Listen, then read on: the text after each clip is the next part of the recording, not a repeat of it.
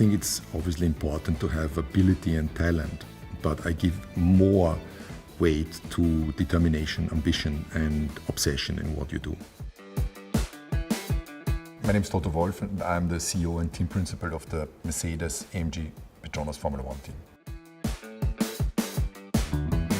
Toto Wolff is one of the most successful figures in auto racing, but before he was in auto racing, he was an entrepreneur. When Toto Wolff founded March 15, he had no money, and ultimately his way of building the business was he would go to these small burgeoning internet companies and basically say, hey, I'll find you financing, and in exchange, give me equity. He did that with a number of companies and scored some pretty big wins, like SMS provider UCP and game publisher Joe Wood. After that, he returned to his first love, racing, and also he started managing junior drivers. And this got him connected with a company called HWA AG, which was an engine provider for Mercedes' lower level racing teams. And eventually he got involved, bought 49%, and helped take them public in what ended up being a $175 million IPO. I was born and raised in Vienna, Austria, and I wanted to be a racing driver. A Formula One race is all about speed and performance, and what I love in the sport is that the stopwatch never lies. You know immediately whether they've done a good enough job, and I learned my most important business lessons in racing when I was competing at the age of 18.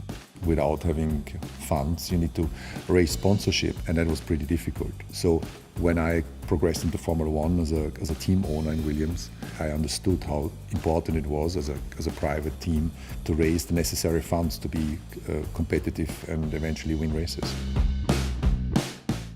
I think being a racing driver is also about fitting in the car, and since I've grown very tall in my early 20s, quite late, it wouldn't have been anyway easy to race in Formula One because the cars are so small.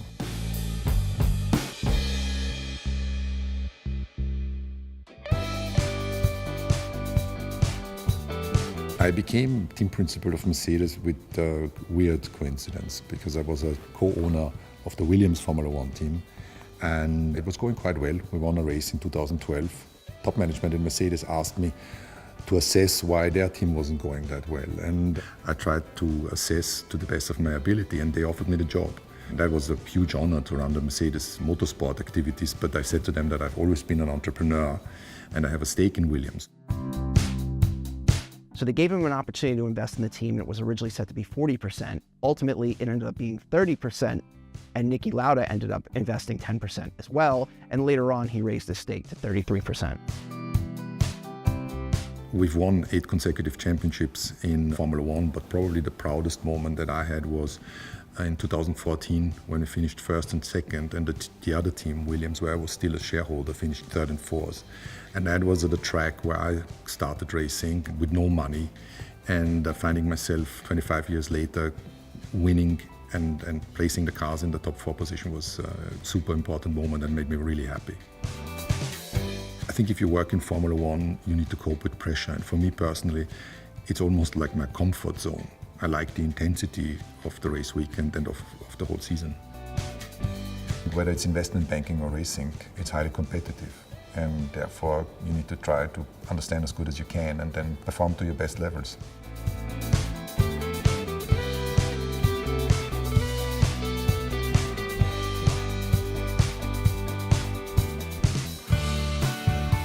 When you meet Toto Wolff, one of the first things that stands out is how magnetic he is. He seems to command attention when he enters a room, and also he's extremely charismatic. He's obsessed with perfection, and he's also really precise, which even spills over into his daily life. I'm traveling to 24 races a year with more than 500 hours of flying, so I need to stay disciplined in terms of sleep, nutrition, and my life pattern.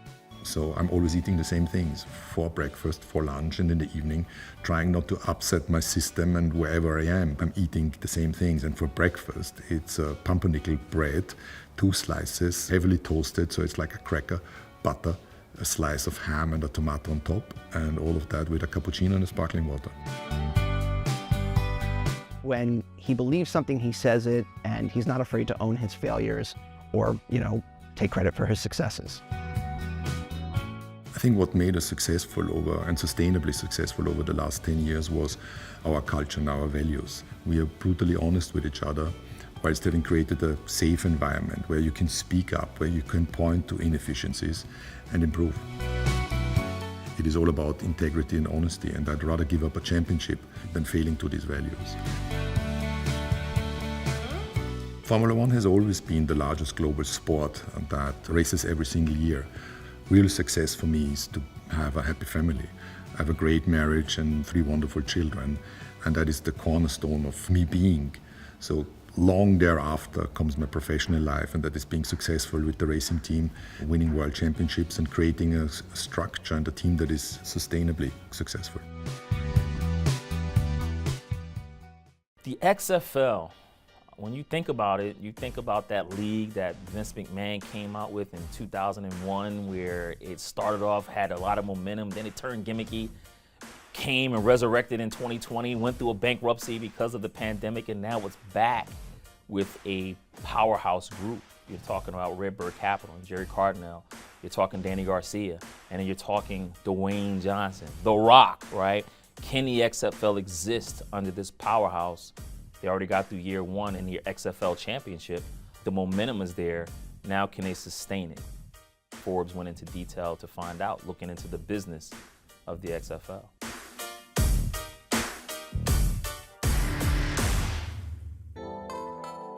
Dany Garcia and The Rock's relationship, you're talking about a couple who was once married, now divorced, and they still remain business partners, right? And Dany Garcia, you have a powerhouse woman. She was able to help him build a career for himself, and now here they are, business partners, aligning with one of the more interesting sports properties in the XFL. Dany Garcia is a good fit for this particular project because she has the vision. It was her who made the crazy phone call to Dwayne Johnson to pitch him on this. We had talked about the league right at the beginning because we were watching Vince do it, and I was like, man, I'm telling you, I wish Vince had invited us in. So I spent a period of time doing my research to say, okay, what do we got? What's the process? What's the numbers? Does it look real? Sitting on it. I knew that property. I knew what I could do with that property. I knew the brand architect, the storytelling. So I had to get that in my head, and then call DJ. You don't call Dwayne Johnson and say, I have a decent idea. It's got to be big and important and meaningful for him and life-changing to the people. And that's what this was.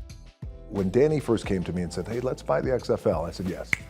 I needed the XFL because football didn't end on my terms. I didn't go out in a blaze of glory, big retirement. The NFL was my dream. Football was going to be the thing that I was going to be able to buy my parents their first house, buy my mom anything she wanted.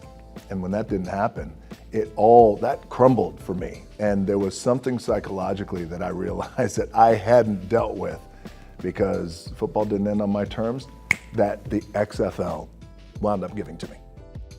What the XFL is for Dwayne Johnson is an opportunity to present opportunities to those guys who may not get the opportunity otherwise, right? That's what the XFL is to him. He's taking it and wearing it on his sleeve. These players are player 54. 53 men on an NFL roster. I was always number 54. DJ, you're good, but you're not good enough. So your dream ends here. The fucking chip that put on my shoulder, this is the same chip that these players have. The thing that made it the easy yes was, but wait a second, I never had this shot. I wish I had the XFL when I was coming out of Miami. Man, this would have been amazing for me. Let's do it. Let's create that league of opportunity for players. Dwayne Johnson, Dany Garcia, Jerry Cardinal, they reformatted. They went to the NFL and they said, let's be partners in this. And so you can say the XFL could be a developmental league for the NFL. And if that's the business, then perhaps it can work this time. The NFL was my goal and dream. And there's an incredible amount of boundless respect that I have for the NFL. That first iteration of the XFL, the setup was different. It was combative with the XFL. And that was a decision that Vince had made at that time.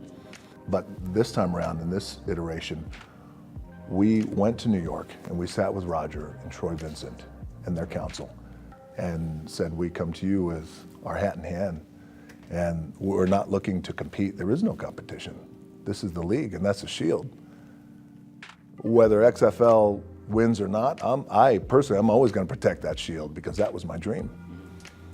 And so we said we'd love to find a pathway to partner up here to grow the game of football, because we love the game of football. That was one of the main anchors and the differences from that first iteration, early 2000s of the XFL, to this one. We came to that meeting with a lot of love and a lot of respect. In Arlington, Texas is where the XFL places their hubs. This is a league that has 8 teams, and throughout the week they practice in this hub in Arlington. It's good from a cost standpoint because now you don't have teams all over the place. I had a chance to catch up with Russ Brandon, the president of the XFL. We were able to talk about the business, the overview, and what the XFL is planning, not only after year one, but in years to come. To have the opportunity to work with so many great people on a daily basis, as I call it, 8 spinning plates at one time down here when we're rolling during the season. I was a nervous wreck about the logistics. You've got 25 charters, you have buses, you have 8 teams, 700 athletes in hotels around this community. All your meals, all your workouts, practice, team meetings, individual meetings, and this has all got to be seamless at one time. You know, the product on the field could not have been better. I could not be more pleased with how these guys executed it. And that started from when we hired our coaches back in May of last year, right? And you see the roster of coaches that we have. We have over 150 years of NFL player personnel experience. To get to this point, to be here Saturday night in San Antonio and watch 2 great teams with 2 great coaches come together, you know, it'll be a little bit emotional, I think, for a lot of people, because people have put so much into this. This has not been a 1-year undertaking. We've been building this for 3 years. We will continue to be growing. We're in this for the long haul. This is a long-term play. Now we have staffs in each market, you know, business staffs that'll be engaged in the community year-round. We'll have player activation, coaching activations. You know, I think our staffs did a hell of a job this year, quite frankly, in the time frame that they had to work. Now we've got that whole calendar year we can focus on that. And we have over 80 players at this point that are going to the NFL for different tryouts, because 8 of our teams are done and we have 2 left for the championship game. And that's what we stand for, to provide them that opportunity, if that's what they choose to do, to watch people chase their dream, whatever that may be. That's what this league's about. To tell the story around second opportunities or first opportunities, there is a uniqueness about it. The XFL is providing that, and it does have a crowd. And if you don't believe that, just look at the 20,000 people who showed up at the Alamo Dome on May 13th for the 2023 XFL Championship game. Again, the first one since 2001, when the XFL was born.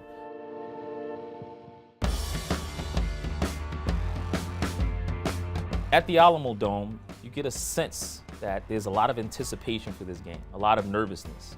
Dwayne Johnson shows up, Dany Garcia shows up, Russ Brandon is there. They have to pull this off. They have to make sure that it's magnificent. They have to make sure that the fans got what they paid for. They have to make sure that this presentation, which is shown on national television, is everything that it lived up to be, because they have seasons to worry about afterwards.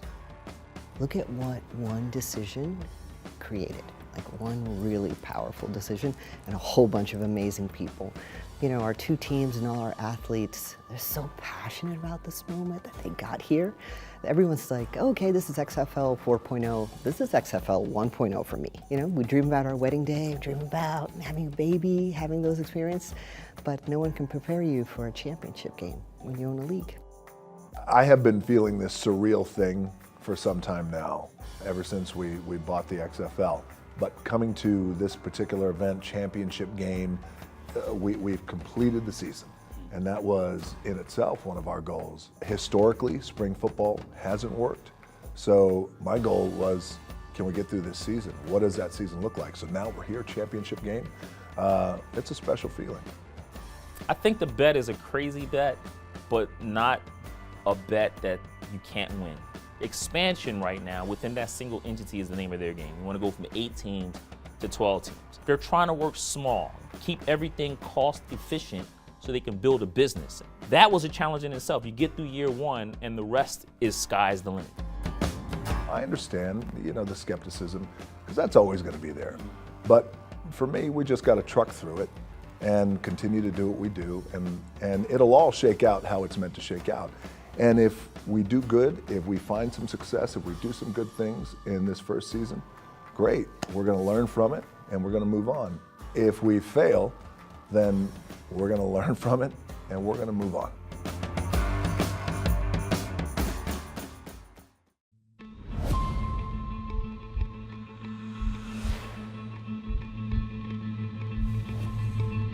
Matchroom is a family business built out of passion for live sport, built out of the fundamentals of sport, for competition, for legacy, for greatness, for putting a smile on people's face. Now that's key for us, is not just to deliver for athletes, but to deliver live events and content that the viewer watching on platform or live in the arena can leave with a smile on their face and realise the true beauty of sport. Eddie Hearn is the chairman of Matchroom Sport, which is a British event promotion company. It was founded by Eddie's dad, Barry, in 1982, and they cover all sorts of sports like snooker, darts, 9-ball, and eventually boxing, which Eddie revitalized over the years. When I moved to the company, I took the golfers that I was representing on the PGA Tour and European Tour from another company to Matchroom to set up a golf division. Boxing was a tiny, tiny part of the business. Our biggest business probably was the emergence of online poker, and we were in charge of putting together all the major productions globally for televised poker, and I took over the poker department, and we grew that to a substantial size, to the point where virtually every televised poker event that you would see was a Matchroom production, and it made us a lot of money. We like characters, we like creating content, we like creating formats. We like creating compelling TV. If by sports, even better. But I looked at poker and I looked at the characters and the personalities of the players and just believed that we could create something fun. We could create great content, great narrative, great storylines. I think one of the reasons we've been so successful in sport is through building those characters, those personalities, and those storylines. All great sport events have great narrative, and that's something we've been very successful with. And in poker, the characters were some of the best we've ever worked with. Eddie's impact has primarily come in boxing, which Matchroom had boxing operations, but not to the level that Eddie has transformed it to. Barry Hearn is Eddie's dad, an accountant by trade. He founded Matchroom in 1982, and he told me that was because he was bored.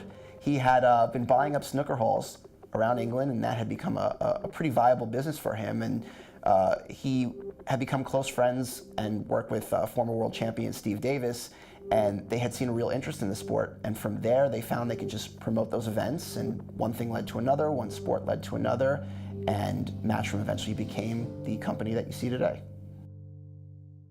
When Eddie joined Matchroom in 2000, the firm was pulling in roughly $1 million in profit on $10 million of revenue. I was playing a poker event, the World Series of Poker, and I bumped into Audley Harrison, who was the Olympic gold medalist heavyweight, tried to kind of guide his own career and lost, and kind of was a bit of a dead end in his career. And we just started talking, and he said, could you promote me? I said, I don't work in boxing. He said, I know, but I know Matchroom do a few shows here and there. So I said, look, I could take you into Prize Fighter, which was this tournament we were doing, and then you could fight for the European title. And if you win that, you could fight David Haye for the world heavyweight title. And he sort of said, really, can you do that? I was like, yeah, 100%. And left that conversation, phoned my dad, who wasn't an Audley Harrison fan, and he just said, look, you're on your own. We went out, he won Prize Fighter, he won the European title, and then he fought David Haye for the world heavyweight title. We did that fight, it was a disaster.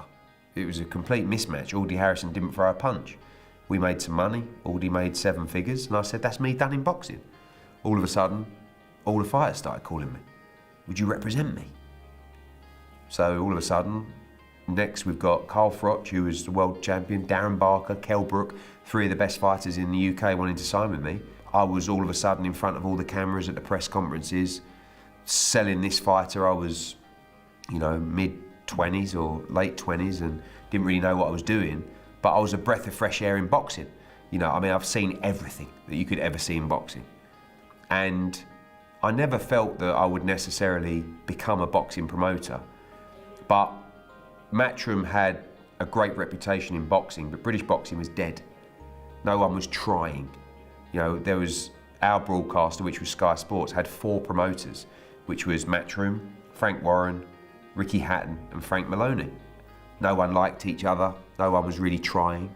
The industry and the old guard didn't like me, But all of a sudden, this young kid's coming in whose father's a Hall of Fame promoter, saying he's going to rip up the script of boxing.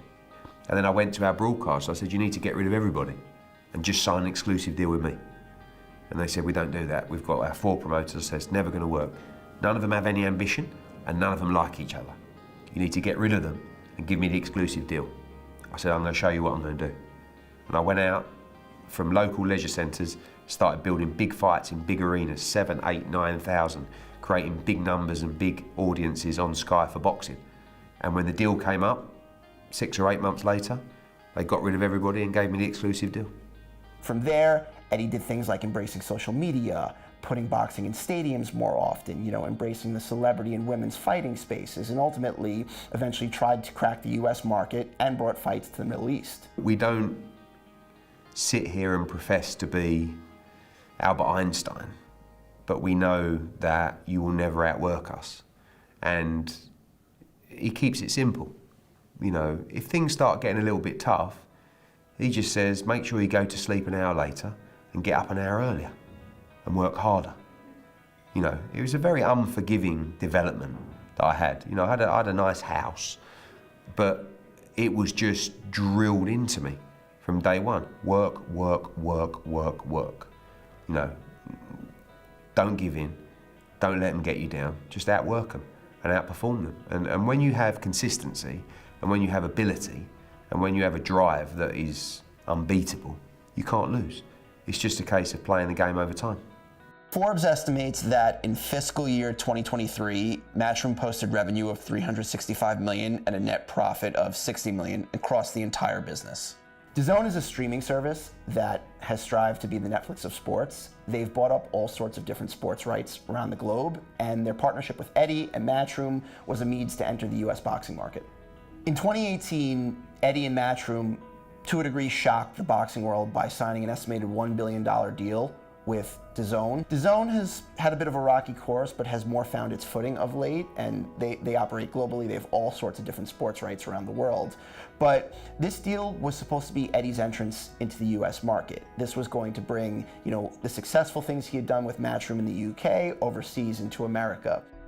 When you're putting on a fight, there's a lot more risk than, let's say, when an NFL team plays a game. And that's because if you're the New York Jets, even if nobody watches the game, you're still going to get your share of the media rights money that comes down from the league.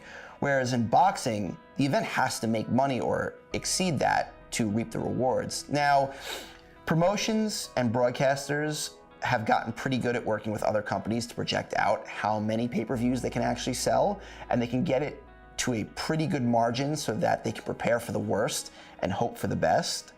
And that makes it so it's hard to kind of completely miss on a fight. But there's a risk there, and they're taking a risk. The US is one of the richest, loudest, noisiest sports markets on the planet. There are so many different things competing for eyeballs, whether it's professional football, basketball, or whatnot, and boxing already has its own established presence here. So for him to say he was going to come in and take it over, essentially it was a bold claim. We've been with Sky for decades in boxing, and they were a fantastic broadcaster. But our vision had changed from a British promoter to a global powerhouse. We wanted to replicate the success of the UFC and the WWE to become a global promoter. We wanted to go out and do individual broadcast deals in new territories, create government interest, and start taking our brand globally for boxing. DAZN shared that passion and that vision. They had a platform globally that could be used and would invest in different markets that were key to our expansion. So UK, we did a big US deal. All of a sudden we're doing 6 shows a year in Mexico, Italy, Spain, Australia, the Middle East. And the only way we could move forward with that global vision was to do a deal with DAZN in the UK space. And obviously, financially, it was a huge deal for us that really changed the look of our business as well. So it was a difficult decision because we took a risk, if you like, in terms of the exposure to follow the growth. And we believe in streaming. We believe that streaming is the future of live sports. And I believe that OTT platforms are also the future of live sports as well. I just believe that the way the new generation digest content is now completely different. We know that people do not sit at home in front of the big screen like they used to. They want to watch content on the go. They want to watch it via their handset. I'm a strong believer that that's the future of broadcast. You only have to see the next generation. When it comes to fight fans, the sentiment can be mixed, but when it comes to other promoters, especially here, it seems that there's no love lost for Eddie Hearn and Matchroom, and part of that stems from the DAZN deal and entering the US market. You know, he's someone who has never been afraid to play the villain and to be in front of the camera and to piss people off. So naturally, people aren't going to like you when you do that. I mean, everybody likes to be a hero. You know, I receive a huge amount of criticism, and a lot of it's my own doing. You know, I'm very outspoken, as you've seen today, do 50 or 60 interviews a day. I'm going to say something that's going to piss somebody off. And the way the internet works, the way headlines work and clickbait works of all these different outlets, you're going to upset people. When I went into America, the strategy was to upset people quickly, to build a profile, to create noise, create interest. I'd like to be a hero in terms of the time and the sacrifices I've made for the sport of boxing. I love boxing, it's my life. And I've given a lot of my life to boxing. And I make a lot of sacrifices for boxing and for the business. But at the same time, I have no problem being a villain. And every market that I go into, they try and get me out ASAP. So when I came into the UK, there's a very famous photo of all the current British promoters who all hated each other. And they all put their hand in the middle in this picture and they said, a united front for British boxing. And then there was Eddie Hearn. And that was it. And that's the same in America now. Oscar De La Hoya, Bob Arum, Al Heyman, Leonard Ellaby, they're all talking with voice to say this, keep the pressure on. He won't be able to handle it. Because that was the thing in the UK. It was like, we're just going to break him. And they never did. And now in the US, they're trying to do exactly the same thing. Keep the pressure on, force him out, turn the fans against him. But they don't realise, one, how good I am, but also the power I have across my platform. They can't work like me. So I'll do as many interviews as it takes. And I'll communicate with the fans all the time. And that's the most powerful tool we have, the ability to talk to the audience.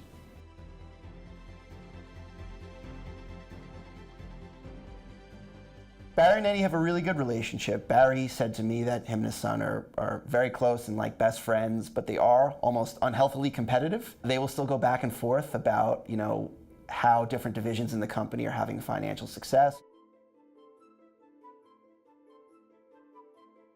I had a very famous father, certainly within the area that I grew up with, and I loved it. You know, I couldn't stop telling people that Barry Hearn was my dad, and probably for my early years, everyone knows me as Barry's son, you know, or Barry's boy. You know, my dad was quite flamboyant, came from nothing really, made money, was quite extravagant, and enjoyed himself. He was away a lot, but always had the time when he was at home to play with me, play sports with me, and that was really what my childhood was built on, sport. We played every sport, we played to win, competition was ferocious, and that's how I was brought up. Winning is everything. You know, it was never about taking part. You know, if I went out and lost 3-0 at a game of football, he'd say, "What are you doing? Come on." You know, not, "Oh, well done, you know, you did well there, son." Sport was the foundation for us to learn about the important aspects of life, and that transferred into business. When I left college, I wrote to every major sports event, athlete management, sponsorship, marketing consultancy in London, you know, Advantage, IMG. I wanted to cut my cloth in the industry without just working for Matchroom. And I went to one sponsorship and marketing sports agency called BDS, and I sat down with them and they were reading my CV and they said, "Can I ask you, are you any relation to Barry Hearn?" I said, "Yes, my dad." And they sort of said, "What are you doing here?" It was about the time when Jerry Maguire came out, really. I always saw myself as a budding sports agent, and that's the field that I wanted to go down, and that's really where I cut my cloth before moving into the business. You know, my dad is, as I said earlier, he's money mad. You know, every day he's analysing. I mean, my dad's a chartered accountant by trade. So every day he's analysing accounts, he's looking at bottom lines, he's looking at profit and losses from each individual event. and he drives me berserk because we're working with, in boxing particularly, sometimes there's more of an emotional attachment. You could be investing in a fighter to bring a major world championship fight to their home city, but the show loses money. But you've got that emotional investment for the fighter. He'll remove himself from that. But I think that my father has always said, no shareholders, no float, we do things our way. And I convinced him to change his mind on that probably 3 years ago as our growth continued to move rapidly, and he's changed his perception. So probably that the opportunities we have for a rapid global growth come potentially in different ways, and he leads those conversations today.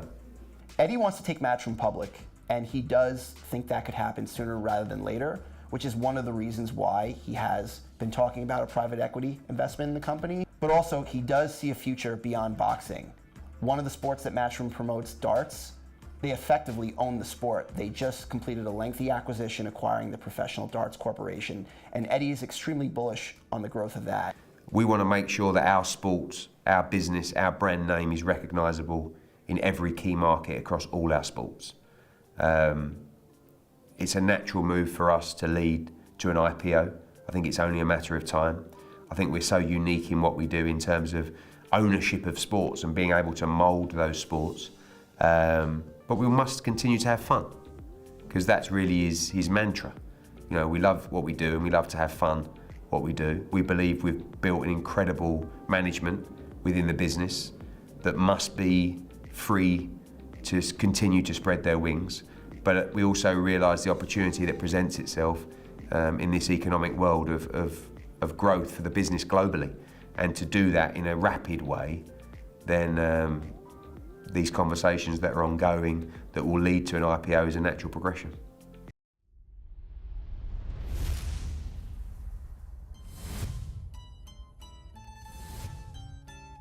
So when I started in 2019, it was a whole different world, and the mission for the brand was to go back to where the brand roots are. So we call it like it was a kind of a back to the future type of agenda and back to the future strategy.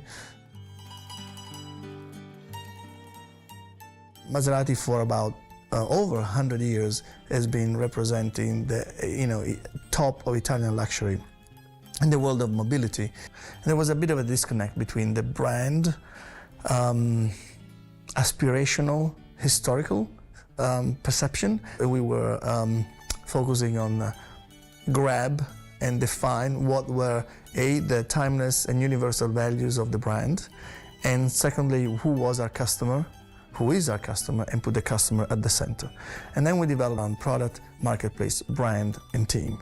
And 4 years in the making is bringing great results, despite the pandemic, war, the chip shortages, increase in prices of energy, inflation, and all the different challenges the world is facing now. So the mission of the brand is to move those who move the world with the best in performance luxury. That's the mission for Maserati. We are powered by passion. So power means performance. Passion means this element of emotion that has been always part of the DNA of the brand. In fact, Maserati was born on the tracks and then went to the roads in the mid-50s. Now with the MC20, we actually went back to the tracks. So that was really, it tells you how and how we did it, and how it's important to really go to the core elements of the brand. Growth has to be seen, when you talk about brand management, over long-term growth. It has to be sustainable growth. Otherwise, comes and goes, and it's a fad, it's not growth. In order to have luxury, first of all, you have to have quality. Without quality, there is no luxury. And then you have to kind of add all the other elements. The performance element, the design element, the distinction element, the comfort element, the passional, unique emotion that gives you that unique feeling when you step into a Maserati or you drive a Maserati. The driving experience, the drivability of the car is a classic Maserati drivability with state-of-the-art engine and handling and performance elements of it. The results from 2022 to 2021 have been quite significant. We almost doubled the profit to over 200 million euros. The second part of the year, we got into double digits profitability with 10.1, and we're on our way within the next 15 months to get to 15% profitability.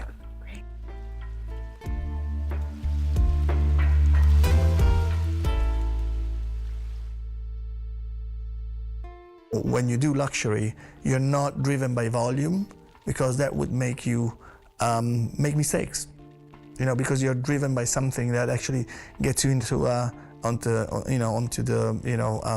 on the wheel, the spinning wheel of like I gotta go do volume. So no, we focused on quality first, and we had the unique opportunity, back to our strategy, of the revamping of our current product line with the MCAs, with the restyling of the Ghibli or the Grecale.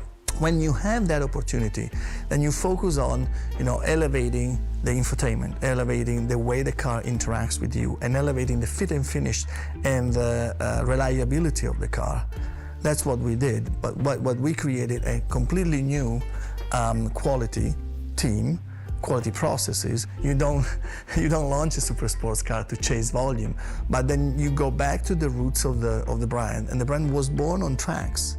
The Maserati brand won a Formula One championship before other celebrated Italian, sports car brands. And that was in the early 50s with Manuel Fangio. Maserati has innovated so much in the world of tracks that going back to the track with a super sports car, a two-seater of unique and, unmistakable design, unique performance traits, and a Maserati made in Modena Nettuno V6 engine was absolutely the right move to make. Again, we didn't take the easy road, but we wanted to take the right road, which is let's ground the car in performance luxury. To do that, you have to be very clear about the fact that you're not a victim of chasing the volumes. The year 2023 is a year of electrification for Maserati. Maserati is the first luxury brand to go full electric with an SUV and also with a Gran Turismo version, which also comes with an ICE version. So there's so many unique elements to what we're doing in this space. There's a lot of curiosity about, the unique sound of a Maserati combustion engine, how are you going to replicate it? Well, replicating is not what we're doing, because it has to be authentic. Without authenticity, it's not a Maserati. We dedicated, 18 months to this opportunity or challenge, depending on how you look at it, because it has to be a distinctive sound and it has to be authentic. So how do you solve it? You link it to the level of intensity of use of the electric engine, and you can create some modulation for the noise and the engine. And it's important that the Maserati moving element, the one that creates the motion, is state-of-the-art, whether it's electric or it's a combustion engine.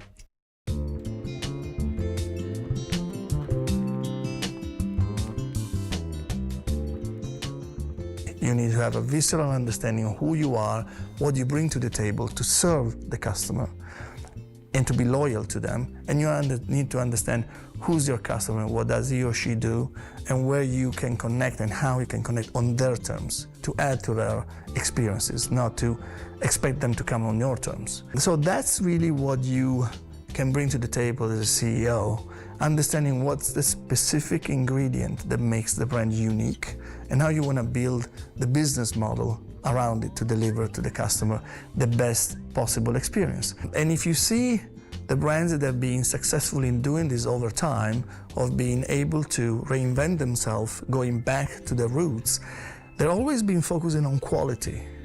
Because if you're on quality, focus on quality, and you manage the profitability that comes with it as you build your business model, then you manage your supply chain according to that versus having your supply chain driving and have the tail wagging the dog.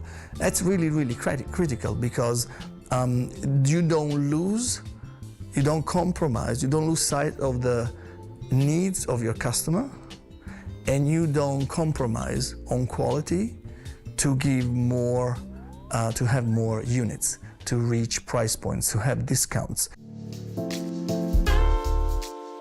We're going to spend some time in Grasso, and the Grasso is, is a brand new DUV coming from Maserati. The positioning of that car is everyday exceptional. It's a car you can use every day, but every day its flexibility and its driving experience as a passenger or a driver is truly exceptional. The car is being built from the inside out to basically embrace the passenger as well as the driver. Everything is done with the filter of simplifying complexity. There's no real buttons, there's no switches. All that you see is being conceived, designed, sourced in Italy, and even the use of leather, the design of the seats, the stitching. The clock that you see there, it's a classic visual trademark of what Maserati has been for over 40, 50 years. The clock and the position of the clock has always been identifying the Maserati brand. Clearly, this has been updated. It's not only a one-way communication device that tells you the time, it's a multi-dimensional, two ways interaction access point that you have with the car. We removed the gear shift, so it actually gives you more freedom of movement, more usable space within the car. We're in the city center of New York. It's really loud, right? It's a loud city, it's a lot of energy. There's traffic around us, and yet we don't need to. We can whisper if we want, and we can be listening to each other as the car is going. So the isolation from the outside sound is something that actually from the outside in is very, very relevant. So if you think about cars, you use 4 or 5 senses in a car, including the smell. It's touch, it's sight, it's hearing, and it's the smell. The only thing we can do is taste in the car. Not yet. We must have spent probably 4 or 5 hours just to define what is the level of the stitching that we want to have, what's the depth there as a message, and how that stitching blends with the panel that you have, with the dark panel on the side. That's all done not by accident, but that's an intention and a purpose with which we work through these details. It goes from the mid-70s all the way to above 100,000. It depends on what configuration you have, particularly in terms of engines. It depends on what level of customization you want. We like to say that there is no entry level or mid level for Maserati. Something has to be said when you're dealing with a brand which is over 100 years old. The emotions that it has generated through the centuries, through decades of, again, performance, design, luxury, legendary moments in automotive. It's a brand that adds to people's lives, even just from a viewing experience. These are all components for which I feel very fortunate and privileged to have the opportunity to lead Maserati worldwide. The XFL came and resurrected in 2020, went through a bankruptcy because of the pandemic, and now it's back with Redbird Capital and Jerry Cardinal. You're talking Dany Garcia, and then you're talking Dwayne Johnson, The Rock. Dany Garcia and The Rock's relationship, you're talking about a married couple who was once married, now divorced, and they still remain business partners, right? And Dany Garcia, you have a powerhouse woman. She was able to help him build a career for himself, and now here they are, business partners, aligning with one of the more interesting sports properties in the XFL. We go to San Antonio, the site of the 2023 XFL Championship, the first one since 2001 when the XFL was born. Can they make the XFL work? So far in year one, it looks like it has momentum. Now, can they sustain it? What is it like being chairwoman of the XFL? What does it feel like? That's a big question. It feels weighty. weighty. I think I would say absolutely every day, very, very weighty, but so gratifying. You know, if you're gonna do big, it's gonna be a big sacrifice, but this is a great one. I mean, there's a lot to learn, but there's so much enjoyment. I've got these small, great moments. I've got these big, big, big moments. And I love it. I love it. You know, it's definitely changed me. Absolutely has changed me. How so? Even in the portfolio, I'm blessed to be either a CEO or a chairwoman in a lot of the companies, but the magnitude of the XFL, right? So film, or even Terramana or Zoa, that's kind of a 2-hour interaction, or it's a moment interaction.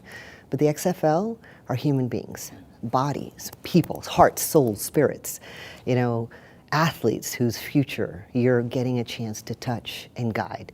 And who they are afterwards is as much my responsibility as it is everyone with the XFL. That's a different position as a chairwoman of, you know, the Garcia companies in the portfolio. So it's weighty and it's gratifying. I love it. Yeah. Did you get a chance to walk around the arena yet and take this in? Not yet. Not yet. You know, I have those moments. I almost have had that moment with every game that I've gone to, whether it's walking during the warm-ups and seeing the boys or talking to the coaches. When the fans come in, it's always, I'm like, a gasp of like, wow, look at what one decision created. Like one really powerful decision and a whole bunch of amazing people. So it humbles me. So I think I know I'm gonna have that when I go out there. And you know, our two teams and all our athletes, they're so passionate about this moment that they got here. Everyone's like, okay, this is XFL 4.0. This is XFL 1.0 for me. This is the first time my sports league and my championship with my teams, which is great to say, you know, there's 8 teams are all mine, and now these 2 teams are mine, and to have them go through that experience and experience it. Yeah. You know, we dream about our wedding day, dream about having a baby, having those experiences. But no one can prepare you for a championship game when you own a league. Yeah. Or cool. Running a whole entire league. Right? Yeah, they don't prepare you, which is pretty amazing. Yeah. You ready to wrap up year 1? Mm-hmm. What did you learn so far? I learned, I can say we learned quite a bit, right? The ecosystem of a sports league is so intricate. There's things you don't know until it goes live. Yeah. Everything is, I hate to be cliche, but it is X's and O's on a whiteboard, and then it lights up when the people arrive. So I think we learned so much about the logistics. We learned quite a bit about the fandom and how passionate they are and how much they want to own who the team identity is. So that's some wonderful things. There's an incredible amount of work to do for our athletes to get greater support for them. I mean, we had dynamic play, which was phenomenal. That is the goal, right? Dynamic play. Dynamic play with healthy, developing athletes. So I think we go off-site. In about a month, we open up everything and we review everything. There's so many areas of improvement. You know, I think supporting our newer coaches going forward, giving them a little bit more as far as their staff, a little bit more guidance. We were a bit hands-off with our newer coaches and allowed them to sort of put their teams together, but leaning in that way. There's more, definitely more we can do for our athletes and their development and their experience, so I'm looking forward to that. And getting involved with the cities even deeper. We will go into winter, because obviously we're already deep into 2024, mm-hmm. right? As soon as that whistle blows and I hand the trophy, the 2024 season starts, which is crazy. Yeah. I love that about football. But we'll have our teams in the city for winter camp, you know, for little mini camps. Yeah. So there's a lot of things there that is just, it's about doing more. You had to build the base. There were so many questions about the XFL. There were like, what was going to be the game? Are you going to make it through a year? Are you the XFL? Aren't you that team that plays over here and doesn't, you know, there was so much confusion. So just establishing who we are and making people understand that we actually are real and we're here to stay and we're committed to who they are and that the football feels different. Now it's almost like we can execute the rest of the game plan. So a lot of learnings. What's been the biggest positive surprise?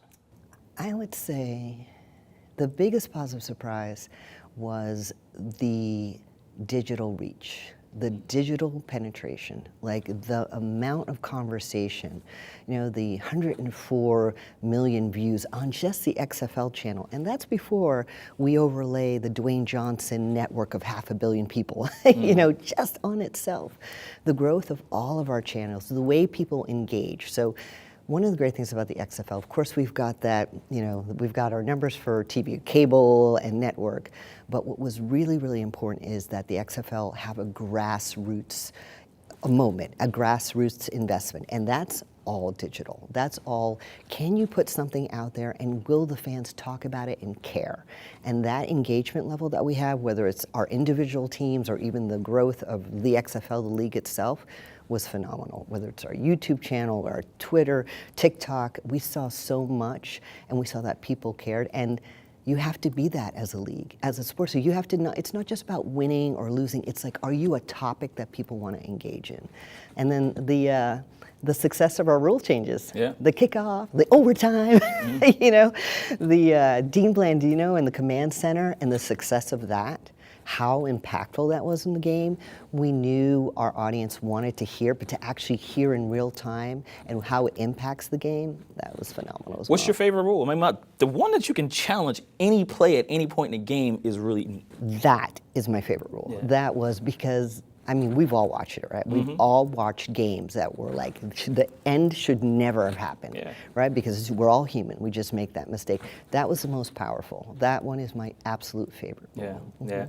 When you go back and you're a businesswoman, so there are the positives, what's been the biggest negative surprise? Yeah, I would say the understanding how new the league would still be, regardless that it's Jerry Cardinal, Redbird Capital, all the big things, Fenway, everything that they've done, regardless that it's Dwayne Johnson, regardless that Dany Garcia, we're billion-dollar producers. The fact that people were still like, I'm going to wait to see if you get through a season. So, we've got a lot of room with partnership and sponsors. We have more room. It was easy for Disney to buy into us. And we work with Disney so closely, and they saw the property. And they're also, they're an industry that's about, they're a company that's about IP. So they understand build out, and they understand the way we see it. But getting the rest of the market to understand and having our peers understand that, we needed to do the work. So that sets us up for more opportunity next year, but it was less opportunity this year. Yeah. I was listening to his podcast, and you were great on there. And you went back to 2020, and you were saying how you called Dwayne to pitch him on this, and you called it a crazy idea. Why was it crazy? Because you got to come in soft and call it out. In my head, I'm like, this is the greatest thing that we can do. That the other, when I'm talking to someone, it came, so for DJ, we had talked about the league right at the beginning because we were watching Vince do it, and I was like, man, I'm telling you, these Guardians, and I was like, I wish Vince had invited us in.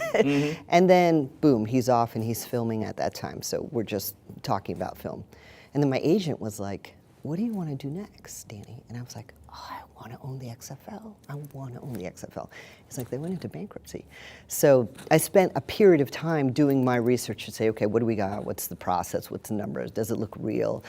Sitting on it. I knew that property. I knew what I could do with that property. I knew the brand architect, the storytelling, managing the confluence of great play and fandom and 24/7 content. Like, it has everything.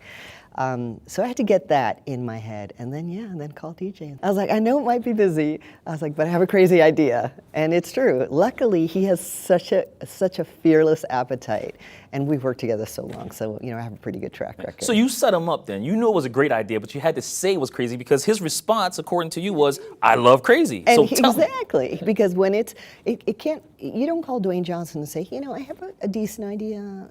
Maybe it's going to do well. It's got to be big and important and meaningful for him and life-changing to the people. And that's what this was. So it was you from the start. You brought in him, and then Jerry came along, the finances, everything. Well, Jerry was actually out there looking at this property himself, which was super interesting because for Jerry and Redbird Capital, it's a small piece of what they usually do. So as we were all circling and preparing for the process, right, as it goes through auction, he heard about us, we heard about him, and we just connected. We started talking about it. And his skill set matched with what we do in live entertainment and entertainment was just like, we got it. We were speaking the same language. So at that point, we're like, let's do this together. We can do this together. When you have a baby league and something that is fledgling and new, you put as much seniority around it. And that's what we were able to do. Yeah, so it was you and Jerry. You already had Jerry on board? No, Jerry was after DJ. First he had DJ, right? The running of the bulls. You got to get that. And he's like, let's do do it and have a blast. Actually, and you know what's so funny is, no one knows. I first actually had to pitch my husband first. Okay. I had to get up and say, "Hey, honey," and we don't ever get a chance to talk about it. So I would say Dave Rienzi, conversation, full belief in his wife, Dwayne Johnson, and then DJ and I getting on the phone with Jerry and saying, "Okay, that's our type of person." Yeah, big appetite. When you came up with that idea, you got Jerry on board. You got your husband, first of all. You got your husband on board, then Dwayne, and then you interlock with Jerry. Yeah. What role, like you had to fire yourself because of, you say you get burned out, and when you get burned out, you're taking on something new. Yeah. You got to fire yourself from something else. Totally. What role did you fire yourself? Was it this Dwayne's manager? No, actually, I had transitioned out of being DJ's manager a long time ago. And, backstory on that, that was the word we use because Hollywood would understand why is she in the room. My job has always been to architect a massive enterprise around him. But that gets difficult to sort of, when you go into Hollywood, first you're like, you're his ex-wife? And then you're like, okay, what are you doing? I'm his manager. Yeah. How's that work? When you get into the conversation an hour later, I'm talking about balance sheets, return on investment, what's the company's initiatives that we're working with, and it changes. But no, the funny thing, what I fired, I retired from professional bodybuilding. That's what I fired, was my professional bodybuilding career, because the amount of intensity it takes to prep and prepare, and it takes me usually 9 months of focus and dieting and effort to get on stage. When I acquired the XFL, I said, okay, that's done. Yeah. And this became that. And that's how much intensity and energy and effort it requires. So how long was that phone call with Dwayne? Like, was it 5-10 minutes? And did you have a glass of wine No, first? no, like, no. how'd you go about relaxing before First you of all, it's presented like, crazy hey, are idea? you free? Are you free? Yeah. I swear, it was probably it was a 5-minute conversation with a ending of, great, what's next steps? What's next steps? Yeah. And now you have this league. When you're looking at your companies, especially doing the movie side, production company, you always say, okay, what's in that return on investment box? Right?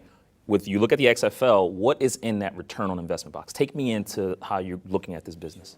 So there's the actual return on investment, right? And we know with any startup league, you've got that J curve. This is 3 to 5 years, right? That's the technical books and that we all understand.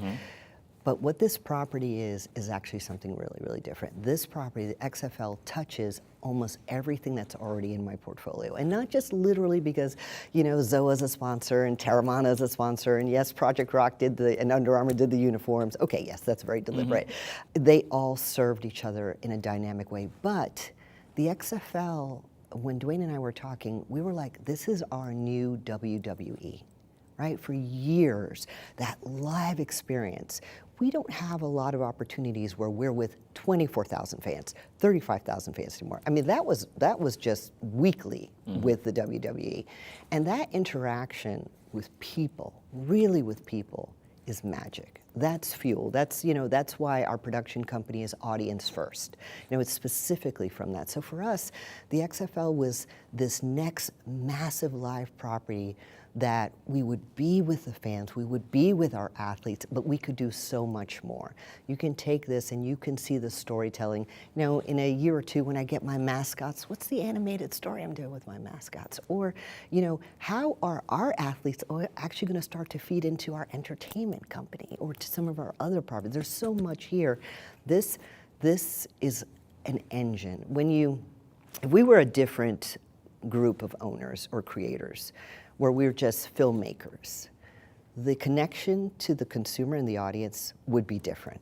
But we grew up with people, we are our consumer and audience. So to move away from that in any respect, it's just not, there's no passion in that. This is life when it comes to the XFL. And then as a professional athlete and DJ in his backstory, the XFL completes, he'll talk to you about that, but it completes that circle, that not getting drafted. It finishes that. But everything that I have always done has always been about who's on the other side and how are they experiencing it and how am I adding value to their life. With this, I get to do it with the athletes, I get to do it with my coaches, I get to do it with my fans, and that earns credibility and gives me permission to maybe do more things for them. So it's magic. It's an integral piece. If it's for him that full circle moment where he's able to achieve or give other people opportunities that he didn't have, what is it for you? Because you like creative control, and when you're building your companies, this is what you do. What is it for you then? I would say Pete Berg's company helped me define this, give them credit, where they're like, oh, you're an athlete of life.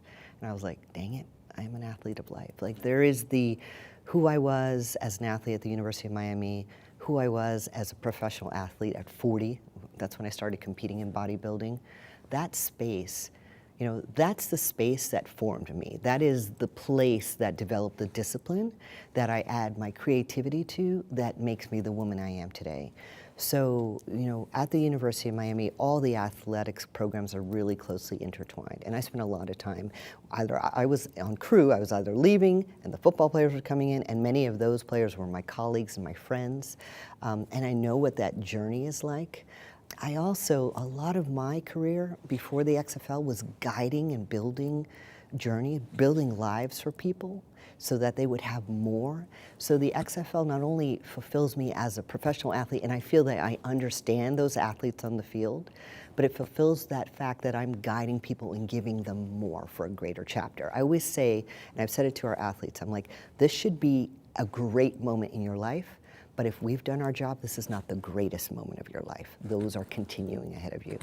And that's satisfying for me. That's like, that's a life well lived. Yeah. So yeah, that's what it is. Something phenomenal I always keep an eye on when I'm looking at, you know, the marketplace. I see a lot of empty billboards. Yeah. Right. And what I'm noticing is I'm talking to people in the ad world. It says, man, when you see empty billboards, Yeah. that can mean some companies slowing down, right? Because those billboards, you're seeing all types of consumers there. So when Yeah. you're seeing those empty billboards, that means things are slowing down. There's a crowded media space. So if you have a sponsor and they're willing to spend a certain amount, it's either going to be here, or the XFL. Why should they spend on the XFL? First of all, great question, and super interesting about the empty billboards. I will borrow that with your permission. It's really, that's a great note. Super easy because I think it's easy, but we're actually a league where the ownership represents integrity and represents everything you would want your brand to be, which is growth, opportunity. We're a league that has to have an ultimate purpose. We have an ultimate purpose to unleash the dreams that football makes possible. That ultimate purpose says, why do you deserve to be on this planet? That's why we created an ultimate purpose. So all of our executions lead towards that. If you're aligning with a brand, do you not want to be a brand with that not only is driven by an ultimate purpose, but says we are diversity? We don't have to reach. It was not a stretch for me that I have, a number, 50% of my executive leadership are women. It was not a stretch for me because I'm a woman. It was not a stretch for us to make our coaching decisions. We're already ahead because of the fact that we understand and we are who we are. So when you're looking at that, you're looking at reach and diversity. All of a sudden you have to say, yes, why would I not go with that proven, authentic conversation and what the XFL represents? Have you spoken to Vince about maybe what he did in the past or things that didn't work so that way you don't repeat those same mistakes? Or have y'all had conversations about, maybe? You know what, he's been such a great, when he found out that we were so excited and that we were gonna go after this property, he could not connect with us legally, he had very specific rules, but later on, he was just thrilled. He knows us, he knows what we do. We have, all the information is there. You open up the books when you're acquiring and going through auction. I mean, bankruptcy, you're going to see all that information. So it's all there, and we have a great understanding.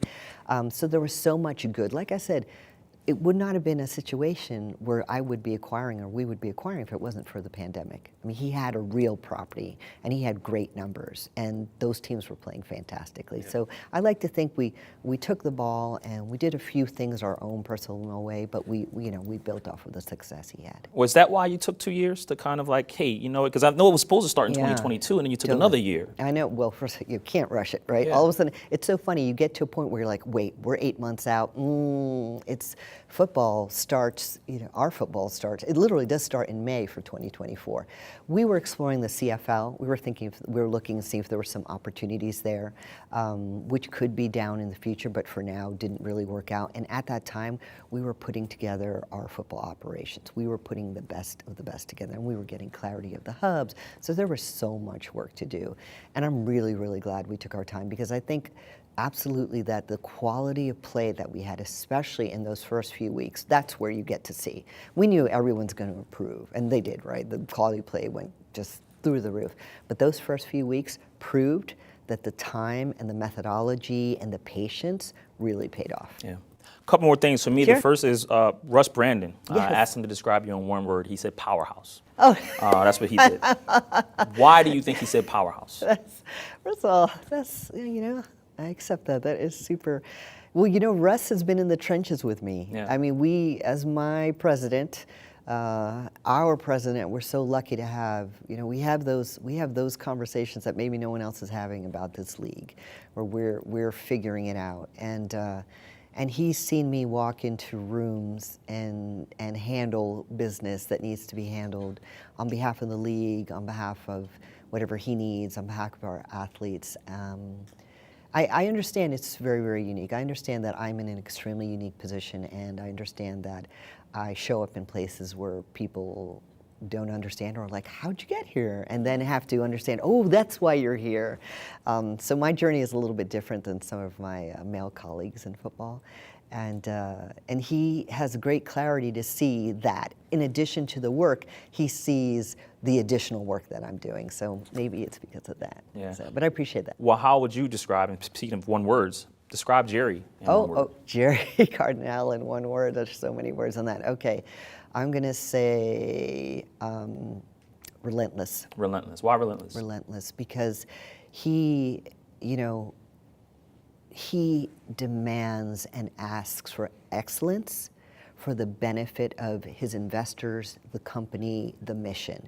And he doesn't stop. He will not stop. He keeps pushing and pushing and pushing. And, if we need to understand this for the XFL, or we have a need for the XFL, he's going to go and find that person. He's going to go and find that answer.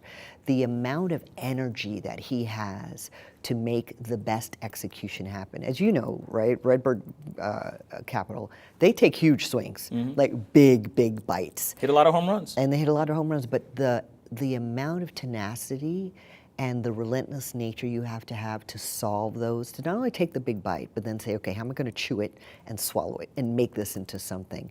And he is that. He's that. He's an invaluable partner, invaluable partner. Now describe Dwayne in one word. What would you say? I always say Dwayne is the running of the bulls. He is literally like the running of the bulls. Fearless. Fearless. Fearless. Why fearless? Because anything that gets put in front of him, you go back to this young man, and people know the story, whether he was evicted, whether this turned down, at the University of Miami, and herniating his discs and not being able to play. His shoulder was dislocated in his freshman year. Any challenge, he's fearless. He's like, okay, let's do it. He will say, I don't know how we're going to get there, but we are going to get there. We're going to figure it out. We'll have a project. He's like, okay, that's great, but we need to do it differently. Let's make that meter move. Let's make it more impactful. Never worrying about, oh, we shouldn't go there because we should fail. That's not part of his conversation. It's about what's next, what's better, what's going to make impact. Okay, I need to do this. Oh, I need to change this. I need to change this about myself. I need to grow. Got it. Fearless. I'll do it. Last thing for me. Yeah. What is Dany Garcia's superpower, and how is that superpower going to excel the XFL so that it will be around after year one? And we're talking 3, 4, 5, maybe 10 years. What's your superpower? How are you going to use it to make sure that happens?